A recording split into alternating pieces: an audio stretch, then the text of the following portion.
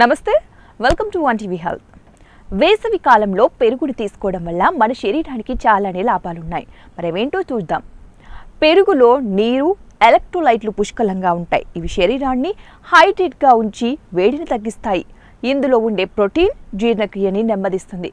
అలాగే శరీర ఉష్ణోగ్రతని నియంత్రించడానికి సహాయపడుతుంది. అంతేకాకుండా పెరుగులో ప్రోబయోటిక్స్ పుష్కలంగా లభిస్తాయి. ఇది జీర్ణ వ్యవస్థలో మంచి బ్యాక్టీరియా పెరుగుదలకు సహాయపడుతుంది. ఈ పెరుగు శరీరాన్ని చల్లగా ఉంచుతుంది. మరి పెరుగులోని లాక్టిక్ యాసిడ్ శరీర ఉష్ణోగ్రతని తగ్గించడానికి సహాయపడుతుంది. ఇందులోని పోషకాలు ప్రోబయోటిక్స్ రోగనిరోధక శక్తిని పెంచడానికి సహాయపడుతుంది. ఇంకా పెరుగులో కాల్షియం ఎముకల్ని బలంగా ఉంచడానికి సహాయపడుతుంది.